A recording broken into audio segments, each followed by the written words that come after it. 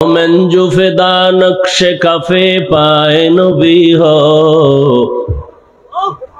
मोमेन जो फिदा नक्श कफे पाए नबी हो, ज़ीर कदम आज भी आलम का खजीना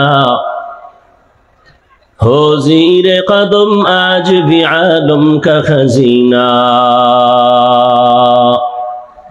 गर सुन्नत नबवी की करे पैरवी उम्मत, गर सुन्नत नबवी की करे पैरवी उम्मत, तूफान से निकल जाएगा फिर इसका सफीना, तूफान से निकल जाएगा फिर इसका सफीना। आशिक हो बिरादर शहंशाह दो आलम, आशिक हो बिरादर शहंशाह दो आलम, मिश्को से ज्यादा मुबारक जिसका पसीना, मिश्को से ज्यादा मुबारक जिसका पसीना। कर दिल में तरफ हो मेरे आका का ज़ियारत, कर दिल में तरफ हो मेरे आका का ज़ियारत, एक आन में आई नबी दिखला दे मदीना, एक आन में आई नबी दिखला दे मदीना।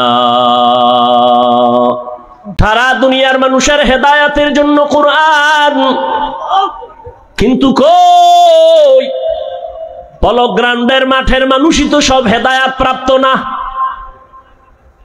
একজনে একটু আগে মাগরিবের পরে না জানি আগে মোলাকাত করে বলে, হুজুর দোয়া করবেন, মাফ করবেন, আপনার বিরুদ্ধে বহু কথা বলেছি, লিখেছি, মাফ করে দিয়েন। তো সারা দুনিয়ার মানুষ তো হেদায়াত পেল না। আল্লাহ তোমার ওয়াদা কই? দুনিয়ার সব মানুষের জন্য যদি কোরআন হেদায়াত হয়, দুনিয়ার মানুষ কেন হেদায়াত পায় না? এর বিস্তারিত আলোচনার সংক্ষেপ জবাব হলো, দুনিয়ার মানুষ কেন হেদায়াত পায় না? জবাব হলো, দুনিয়ার সবাই হেদায়াত চায় না। দুনিয়ার সবাই চায় না। পৃথিবীর নিকৃষ্ট বেঈমান আবু জাহাল, যেই রহমতের নবীকে এক নজর দেখলেই পেটের ক্ষুধা থাকে না, কেমন মায়ার নবী আমার, যে রহমতের নবীর চেহারা মোবারকে মোহাব্বতের নজর দিলে জাহান্নামের আগুন হারাম হয়ে যায়। ওই নবীর কাছে বসে 13 বছর দেখছি, বয়ান শুনছে, এরপরও কালেমা পড়ে নাই। কে এই বেঈমান?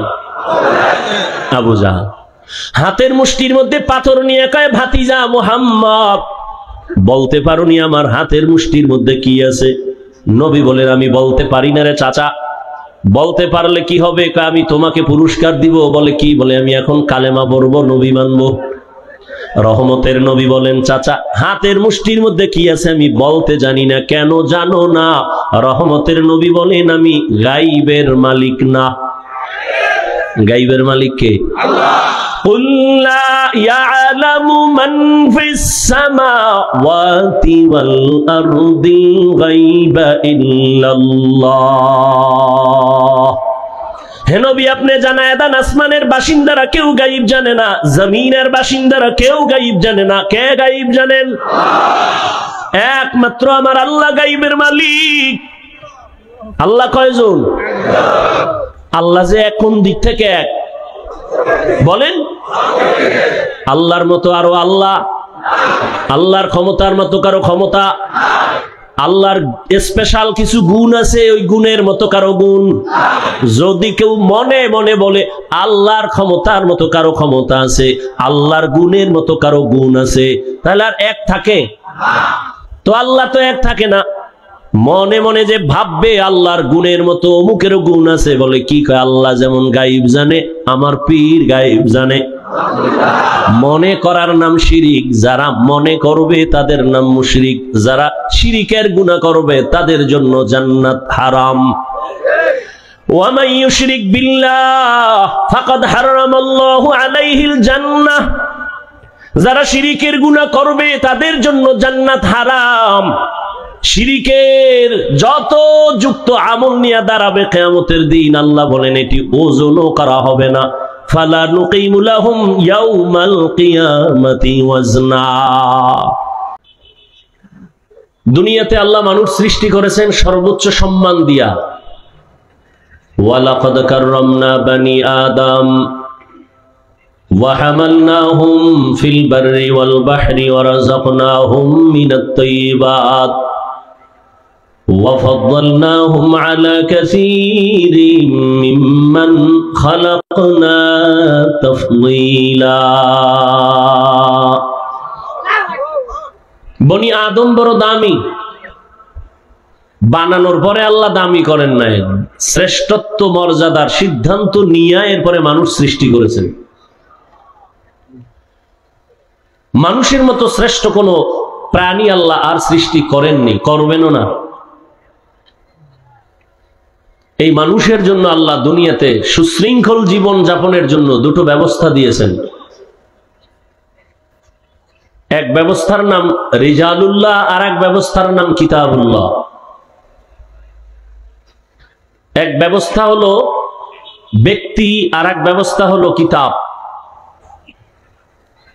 আল্লাহ পাক যত ব্যক্তি দিয়েছেন মানুষকে সুশৃঙ্খল জীবন যাপনের জন্য পথ দেখাবেন, ডিরেকশন দিবেন, পরামর্শ দিবেন, উপদেশ দিবেন, সেজন্য আল্লাহ ব্যক্তিও পাঠাইছেন, কিতাবও পাঠাইছেন। সমস্ত ব্যক্তিদের মধ্যে শ্রেষ্ঠ ব্যক্তি রহমাতুল লিল আলামিন। আল্লাহ যত কিতাব দিয়েছেন এর মধ্যে শ্রেষ্ঠ কিতাব কুরআনুল কারীম। এই দুই ব্যবস্থা যারা ধরে রাখবে, নবী বিদায় বেলা চ্যালেঞ্জ দিয়ে গেছেন। قال رسول الله صلى الله عليه وآله وسلم تركت فيكم أمرين لن تضلوا ما تمسكتم بهما كتاب الله وسنة رسوله। পয়গম্বর বলেন, হে উম্মত, বিদায় বেলা আমি দুটো জিনিস তোমাদের মাঝে রেখে যাই, যদি আকড়াইয়া ধরে নাও তোমাদের ঈমানও যাবে না, কখনো সম্মানও যাবে না। দুই জিনিস আকড়াইয়া ধর, এক হলো আল্লাহর কিতাব কোরআন, দ্বিতীয় হলো আমি ব্যক্তি নবীর আদর্শ সুন্নত। ১৫০০ বছর পরে আজ এই জমিনে এই দুই জিনিস যাদের কাছে আছে তারা এখনো ঈমানের লাইনেও আছে, সর্বোচ্চ সম্মানেও আছে, এখনো আছে। যার কাছে কোরআন আছে, নবীর আদর্শ আছে, এর মতো সম্মানে কেউ। চেয়ারম্যানের চেয়ারের মেয়াদ শেষ, এমপির মেয়াদ, মন্ত্রী, অনেক ডিসিএসপি ওসির মেয়াদও। আর যার কাছে রসুলের আদর্শ কোরআন আছে, এদের চেয়ারের কোনো মেয়াদই নেই, শেষ হবে কি? এরা দুনিয়ায় বাদশা, পরকালেও বাদশা। টাকা দিয়া সম্মান কিনলে প্রথম পায় ফুলের মালা, ফাইনাল জুতার মালা। আর আল্লাহ যদি সম্মান দেয়, এটা ধরে রাখে, তাহলে দুনিয়াতেও বাদশা, পরকালেও। কাদের কুদরতুদারি বর কামাল আন্তা রব্বি আন্তা হাসবি যুল জালাল, তুহি কাদের জলিলুল্লাহ জাহাদাত বহর হালি তুহি মেরা নিগাহদার। আল্লাহ তাআলা বলেন, আমি কোরআন দিলাম কেন? মুত্তাকিনদের হেদায়াতের জন্য। আল্লাহ কোরআন কেন দিয়েছেন তার আরেকটা কারণ আল্লাহ ভিন্ন আয়াতে বলেন, শাহরু রমাদান আল্লাযী উনজিলা ফীহিল কুরআন হুদাল লিন-নাস ওয়া বাইয়িনাতিন মিনাল হুদা ওয়াল ফুরকান। রমজানে কোরআন অবতীর্ণ করেছি দুনিয়ার সব মানুষের হেদায়েতের জন্য। আমি কোরআন অবতীর্ণ করেছি রমজানে। প্রথমে কি পাইলাম? আল্লাহ কোরআন দিয়েছেন মুত্তাকিনদের হেদায়েতের জন্য। আর এই আয়াতে আল্লাহ বলেন, কোরআন দিলাম দুনিয়ার সমস্ত মানুষের হেদায়েতের জন্য। কোরআন আল্লাহ কেন অবতীর্ণ করলেন তার আরেক কারণ আরেক আয়াতে আল্লাহ বলেন। 9টা। وَنُنَزِّلُ مِنَ الْقُرْآنِ مَا هُوَ شِفَاءٌ وَرَحْمَةٌ لِّلْمُؤْمِنِينَ।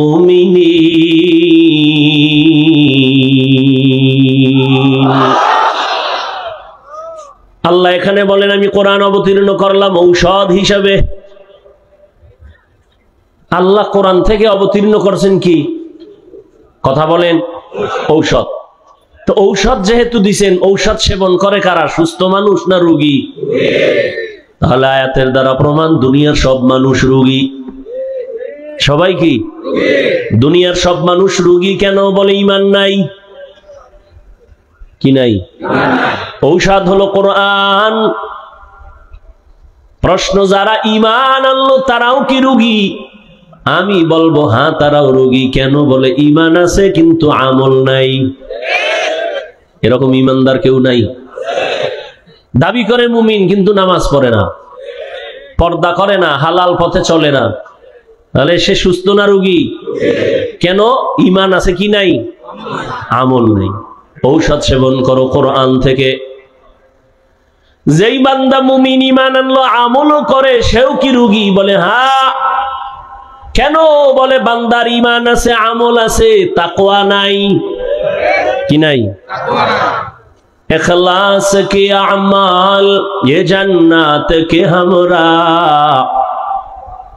इखलास के अमाल ये जन्नत के हमरा, परहेज के मकासद है जो तक़वा से हासिल मांद, परहेज के मकासद है जो तक़वा से हासिल मांद। ईमान से আমল আছে কি নাই? हर के दारत खौफ हक दर दिल मदगम, जन्नतुल मावा देहद उरा मकाम। তাকওয়া অর্জন করার জন্য ঔষধ সেবন করো কোরআন থেকে। যে ব্যক্তি কোরআন মানবে, বলতে হবে না আমি হাদিস মানি। কোরআন মানা মানি হাদিস মানা। কারণ হাদিস না বুঝলে সে কোরআন বুঝবে না। কোরআন মানি মানি হলো ওলিয়া উলিয়াও মানি। কারণ যে ওলিয়া উলিয়া মানে না সে কোরআন মানে না। কথা বুঝেননি? কোরআন ওলিয়া উলিয়া মানার কথা কোরআনে আছে, হাদিসেও আছে। ঈমান আনার জন্য কোরআন পুরাটা মানতে হবে। বেঈমান হওয়ার জন্য কোরআন কত পরিমাণ অস্বীকার করলে বেঈমান হবে? কয় পারা? হ্যাঁ, বড় কঠিন। ঈমান আনতে হইলে পুরাটা মানতে হইব, আর বেঈমান হওয়ার জন্য পুরাটা অস্বীকার করার দরকার নাই। শুধু এতটুকু বলে আমি আল্লাহ মানি, নবী মানি, কোরআন মানি, হাদিস মানি, ইসলামের রাজনীতি মানি না, বেঈমান। আল্লাহ হেদায়াত দান করুন। এ জাতির কপাল খারাপ করে ফেলেছে কিছু নাস্তিক বেঈমানেরা। এরা বলে হুজুর বয়ান করেন তবে রাজনীতি করবেন না। বুঝাতে চায় রাজনীতি আর ধর্ম আলাদা। হ্যাঁ, তোমার ধান্দাবাজি আর চান্দাবাজি পচা রাজনীতি ইসলাম থেকে আলাদা। কিন্তু মদিনার রাজনীতি, সুলাইমান নবীর রাজনীতি, ইউসুফ নবীর রাজনীতি, আবু বকর ওমর ওসমানের রাজনীতি, ইসলামী রাজনীতি, এটা ধর্ম ইসলাম থেকে আলাদা নয়। আল্লাহ সবাইকে বুঝার তৌফিক দান করেন। বড় কঠিন। তাহলে তাকওয়া অর্জন করো কোরআনের ঔষধ নিয়া। সব রোগীদের জন্য আল্লাহ ঔষধ কোরআনে দিয়েছেন। ওই কোরআন থেকে তুমি ঔষধ সেবন করো। কোরআন আল্লাহ কেন অবতীর্ণ করেছেন তার 3টা কথা আমি বলেছি। 1 নাম্বার, আল্লাহ কোরআন কেন অবতীর্ণ করেছেন? আল্লাহ বলেন মুত্তাকিনদের হেদায়াতের জন্য। দ্বিতীয়, আল্লাহ বলেন কোরআন আমি কেন অবতীর্ণ করেছি? দুনিয়ার সব মানুষের হেদায়াতের জন্য। তৃতীয় যেটা বললাম, আল্লাহ কোরআন কেন অবতীর্ণ করেছেন? দুনিয়ার সব মানুষের ঔষধ হিসেবে। ঔষধের জবাব দিলাম সংক্ষেপ। এবার আল্লাহ যে বলছেন দুনিয়ার সব মানুষের জন্য কোরআন হেদায়াত, একটু বলবেন দুনিয়ার সবাই হেদায়াত প্রাপ্ত হইছেনি? হইছে? আরে মেয়ে দুনিয়া বাদ দেন, এই ভ্যান্ডেলের সবাই হেদায়াত প্রাপ্ত নি। এত মানুষ এখানে, কিন্তু এমন আল্লাহর গোলাম ফজরের নামাজ পড়ে নাই, জোহর পড়ে নাই, আসর পড়ে নাই, মাগরিব পড়ে নাই, এশাও পড়ে নাই, এমন আশেক এখানে আছে না নাই? এখানে আজান হয়েছে, জামাআত হয়েছে, কিন্তু কিছু কিছু কপাল পরারা নামাজ চলতেছিল, আগেও বসা ছিল, পরে বাইরে গিয়ে বিড়িটাই না আবার আইছে। সিলেট আর চট্টগ্রামের বিড়ি হইল একটা নাস্তার মতো, কি পায় আল্লাহ জানে। একজনে বিড়ি টানে কয় শরীর গরম করি, যেই ঠান্ডা লাগছে। ও আল্লাহ হেদায়াত দান করুন।